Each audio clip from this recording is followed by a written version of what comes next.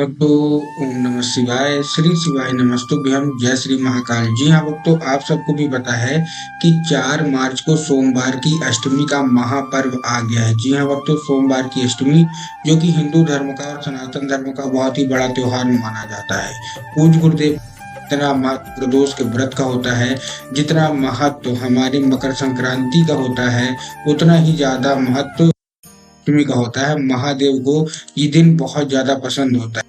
कि कोई ऐसी मनोकामना है जो कि वर्षों पुरानी पूरी नहीं हो रही है, तो आज के इस वीडियो के माध्यम से हम आपको उपाय बताने वाले हैं।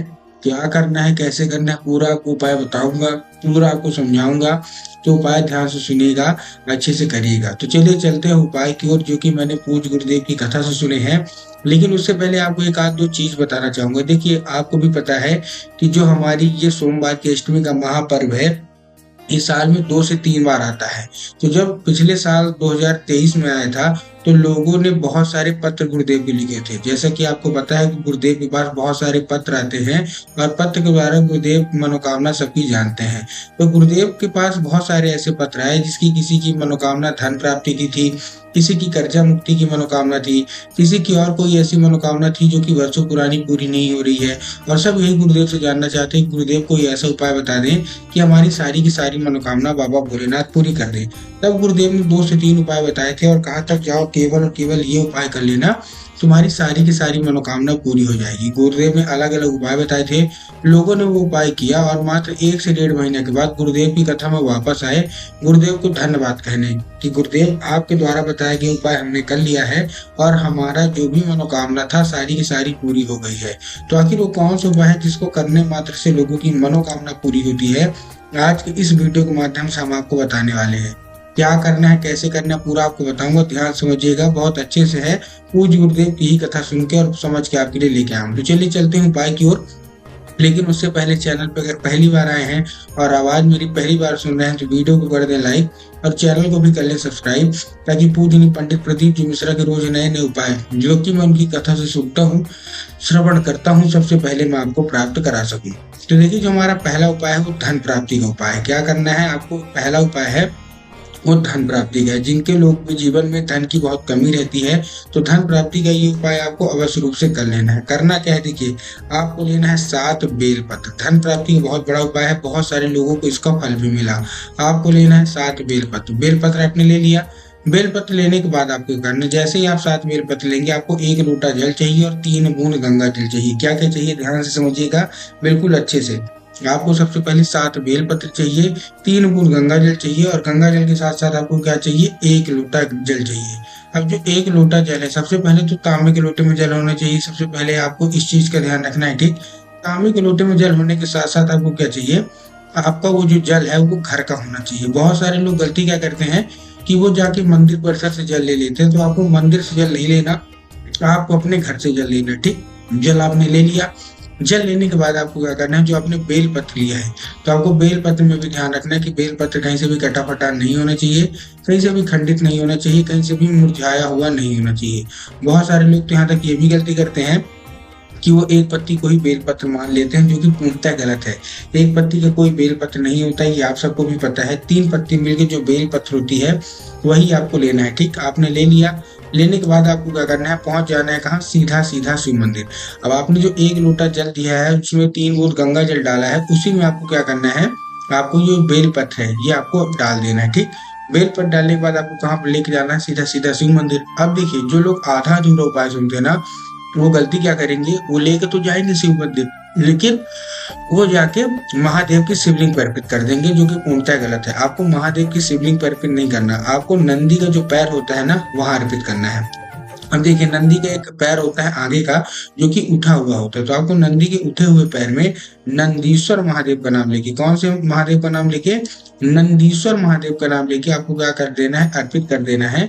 और जो कोई भी इच्छा होगी, जो कोई मनोकामना होगी, सारी की सारी बोल देना है। उसके बाद आपको क्या करना है, एक चीज का इस उपाय में ध्यान रखना है, जो कि बहुत सारे लोग गलती करते हैं। जब आप जल अर्पित करेंगे तो केवल और केवल जल ही अर्पित करना है। जो बेल पत्र है लोटे में, वो आपको अर्पित नहीं करना है, इस चीज का भी ध्यान रखना है। जैसे ही आपका जल अर्पित हो जाएगा, आपको क्या करना है, वो जो बेल पत्र है वो निकाल लेना है और निकालने के बाद आपको महादेव की शिवलिंग पे रख देना है। पूज्य गुरुदेव कहते हैं कि इसके बाद आप अपनी मनोकामना मांगिए, जो कोई भी इच्छा, जो कोई मनोकामना, जो कुछ आप महादेव से चाहते हैं, सारी की सारी मनोकामना बाबा भोलेनाथ अवश्य रूप से पूरी कर ही कर देंगे। ठीक, ये था हमारा पहला उपाय। अब हम बढ़ते हैं दूसरे उपाय की ओर, जो कि मनोकामना पूर्ति का है। देखिए, ये जो मैं आपको उपाय बता रहा हूँ, वो सोमवार की अष्टमी का सबसे बड़ा उपाय मैं आपको बता रहा हूँ। अगर आपकी कोई ऐसी मनोकामना है जो कि वर्षों से पुरानी से पूरी नहीं हो रही, तो ये उपाय आपको अवश्य रूप से करना है। इसके बाद मैं आपको कर्ज मुक्ति का भी उपाय बताऊंगा। ठीक, आपको क्या करना है, आपको लेना है 21 बेलपत्र। अब ध्यान से सुनिएगा, बहुत ही बड़ा उपाय मैं आपको बता रहा हूँ, गलती मत करिएगा, क्योंकि ये उपाय माता शोक सुंदरी का है। क्या करना है, देखिए, कोई भी मनोकामना हो, जितनी भी महिलाएं हैं, जितने भी पुरुष हैं, जिनकी वर्षों पुरानी मनोकामना नहीं पूरी हो रही है, वो इस उपाय को अवश्य रूप से कर लें। करना क्या है, आपको लेना क्या है, आपको लेना है 21 बेलपत्र। बेलपत्र आपने ले लिया 21। अब 21 बेलपत्र में क्या करना है, आपको हल्दी लगाना है। किसमें, जो बेलपत्र आपको भी पता है 3 पत्ती की बेलपत्र होती है, तो जो बीच वाली पत्ती रहेगी उसमें आपको क्या करना है, आपको क्या लगाना है, हल्दी लगाना है। ठीक, हर पत्ती में, मतलब 20 की बीचों जो बेलपत्र है, उसके हर पत्ती की जो बीच वाली होगी उसमें आपको क्या लगाना है, हल्दी। हल्दी आपने लगा लिया। हल्दी लगाने के बाद आपको क्या करना है, पहुंच जाना है सीधा सीधा शिव मंदिर। बड़ी से बड़ी मनोकामना पूर्ति का ही उपाय मैं आपको बता रहा हूँ। आप पहुंच गए सीधा सीधा कहाँ, शिव मंदिर। शिव मंदिर पहुंच गए। अब शिव मंदिर पहुंचने के बाद आपको क्या करना है, माता शोक सुंदरी जगह में 21 की 21 बेलपत्र आपको रख देना है। कहाँ, माता शोक सुंदरी की जगह होती है ना, वहां आपको रख देना है। अब देखिए, माता शोक सुंदरी की जगह जिसको पता है वो तो ठीक है, लेकिन बहुत सारे ऐसे लोग हैं जिनको यही नहीं पता कि माता शोक सुंदरी की जगह कौन सी होती है। तो मैं आपको बताना चाहूंगा, जलाधारी के बाएं हाथ में भगवान गणेश की जगह रहती है, और जलाधारी के राइट साइड, मतलब दाएं भाग में माता सुख सुंदरी की जगह रहती है। तो आपको क्या करना है, जलाधारी के राइट साइड दाएं भाग में माता सुख सुंदरी की जगह पर रख के अपनी जो कोई भी इच्छा होगी, जो कोई मनोकामना होगी, जो कि वर्षों पुरानी पूरी नहीं हो रही है, आपको क्या कर लेना है, मांग लेना है। पूज्य गुरुदेव कहते हैं, केवल और केवल अगर आपने यही उपाय कर लिया, आपकी सारी की सारी मनोकामना बाबा भोलेनाथ अवश्य रूप से पूरी कर ही कर देंगे। ठीक, ये था हमारा दूसरा उपाय। अब हम बढ़ते हैं अपने तीसरे उपाय की ओर, जो कि कर्जा मुक्ति का है। बहुत सारे लोगों के जीवन में कर्जा इतना ज्यादा बढ़ जाता है कि उनसे जो कर्जा है वो चुकाया नहीं चुकता। तब गुरुदेव ने कर्जा मुक्ति का उपाय बताया था, ध्यान सुनिएगा। आपको क्या करना है, आपको लेना है केवल और केवल कच्चा दूध। क्या लेना है, कच्चा दूध। कच्चा दूध लेके आपको कहाँ पहुंच जाना है, सीधा सीधा पहुंच जाना है आपको बरगद के पेड़ के नीचे। आपको शिव मंदिर नहीं जाना, आपको बरगद के पेड़ के नीचे जाना है। ठीक, बरगद के पेड़ के नीचे पहुंच गए। बरगद के पेड़ के नीचे पहुंचने के बाद क्या करना है, 3 बार आपको परिक्रमा करनी है। किसकी, बरगद के पेड़ की। और आपके जीवन में जितना भी कर्जा होगा, सारा का सारा महादेव से आपको बोल देना है। ठीक, आपने बोल दिया। बोलने के बाद आपको क्या करना है, बटकेश्वर महादेव का नाम लेके। कौन से महादेव का बहुत ही सुंदर सा नाम है, बटकेश्वर महादेव। तो आपको बटकेश्वर महादेव का नाम लेके आपको क्या करना है, जल, वो जो दूध आपने लिया है वो आपको बट के वृक्ष के नीचे अर्पित कर देना है। और आपके जीवन में जितना भी कर्जा है, सारा का सारा बोल देना। पूज्य गुरुदेव कहते हैं 1 से 1.5 महीना लगेगा, आपका सारा का सारा कर्जा भी चुक जाएगा।